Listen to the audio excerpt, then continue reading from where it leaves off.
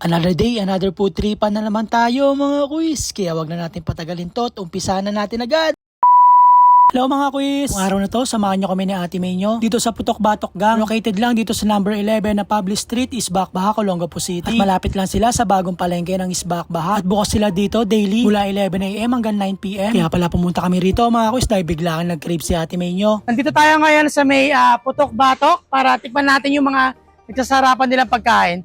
So paano mga kuis, samahan nyo kami. Kilala pala ang Putok Batok Gang dito sa amin dahil nag-serve sila ng masarap na seafoods. Kaya in-order na namin itong mini seafoods boil nila at nitong crab solo. At in-order na rin namin itong tuna kilawin. At umorder na rin kami ng grilled bangus at grilled pusit. At bukod doon, tinikman na rin namin itong pork chop solo at nitong grilled liempo. At syempre, hindi mawawala itong chicharong bulaklak nila. At isa din pala sa nagustuhan ko dito sa Putok Batok Gang mga kuis. Makikita mong niluluto yung in-order mo dito. Excited na ako matikman lahat to mga kuis. Kaya bago ko umpisahan yung food tripan na to at bago ko bakbakin yung mga pagkain to, tara! Kain po! Grabe, dito talaga kilala ang Putok Batok. Try ko muna to. Oh my God, tingnan mo. Oh.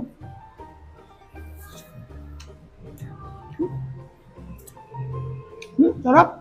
To be honest mga kuis, legit na masarap. Tama lang yung alat at yung tamis. At saktong-sakto lang yung pagkaluto nila. Hindi kasi masarap ang seafoods lalo na pag overcook. At speaking of saktong pagkaluto, itong grilled pusit nila mga kuis hindi rin overcook dahil napakalambot. At dito sa part na to mga kuis, tinikman ko na rin itong tuna kilawin at chicharong bulaklak. Parang may kulang yung nagyayelo at malamig. Alam ko naman na alam nyo na yun mga kuis. Ate May naman ng titikim. So, tikman natin tong crabs. Tignan nyo naman.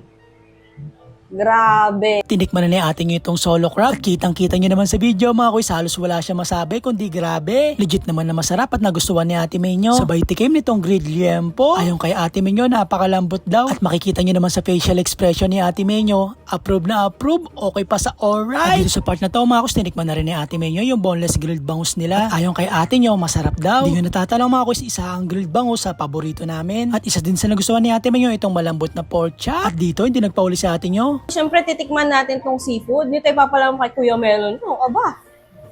Oh. Grabe. Nakakagigil.